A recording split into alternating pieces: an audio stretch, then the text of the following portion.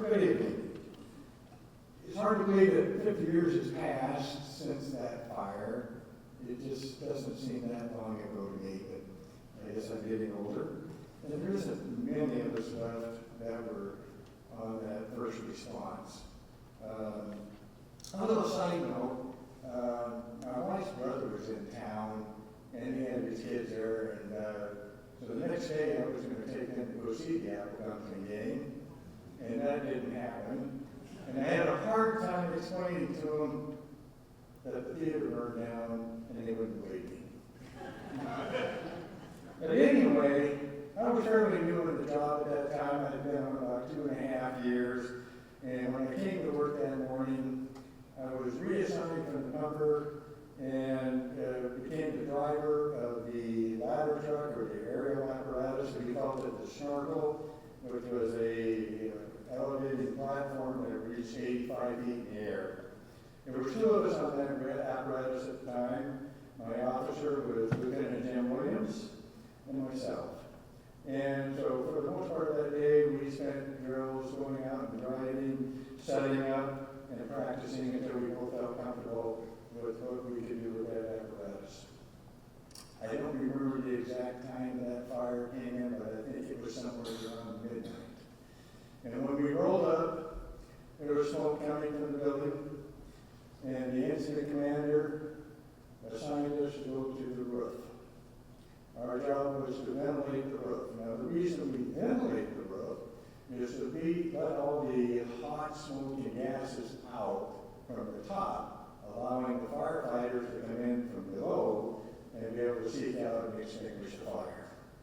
So we set up our operation. We were on the west side, and we reached the roof, and we laid out our tools that we needed: saws, axes, pike poles, and the like. And one of the best things that Jim did was lay out a hose line and charge. That will come back to save us later.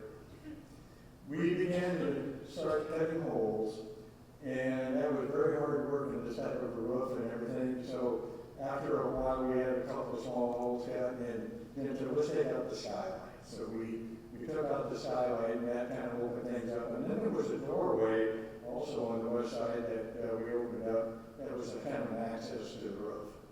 And then Jim said, let's go to the east side of the building and see what we can do over there. So we worked our way over there, and about the time that we got over there, I looked back, and the smoke had grown very heavy, and it was really pushing hard. And I tapped Jim on the shoulder, and I said, look. And he looked at that and said, we got to get out of here. So we started to make our way back. And at times we had to crawl on the roof because there was so much smoke coming across. And about the time that we got back to where the snorkel was set up so we could get off the roof, the fire had blown through that door and was burning across the roof and had us cut off. That was our only way off the roof at that time. And because of that hose line that Jim laid out, he was able to push that fire back so that we could make access to the bucket of the snorkel. And I looked at the hose as we were bailing out and getting into it, and the outer jackets of the hose had been burned off, so it wasn't going to be long we were going to lose that hose. So we got both out of the bucket, we disconnected it, and we pulled away, and in the bucket of the snorkel, we have a very large nozzle called a monitor, and we opened that up on the roof because the roof is now just starting to be almost totally involved, and there's a lot of fire up there. And that monitor puts out about 1,000 gallons of water a minute. And I think we've been off that road maybe 10, possibly 15 minutes at the most. And I looked and I saw the roof start to sag a little bit. So I looked at Jim and I said, hey, Jim. And about the time I said that, the whole roof fell. And there was a huge ball of fire came out of there. The rest of that is kind of history. We know that Jack was injured in that, but we were so fortunate that nobody was killed. Everybody had gotten out. There were some injuries, but everybody had gotten out. And when I look back on that fire, I think there was a couple of lessons I really learned that I always tried to teach the crews that I worked after that, and roof operations. And that was probably one of the greatest lessons I learned was, provide a couple ways off that roof and make sure you have a hose line charge so that you have access to get out and protect yourself. It's been 50 years since that fire.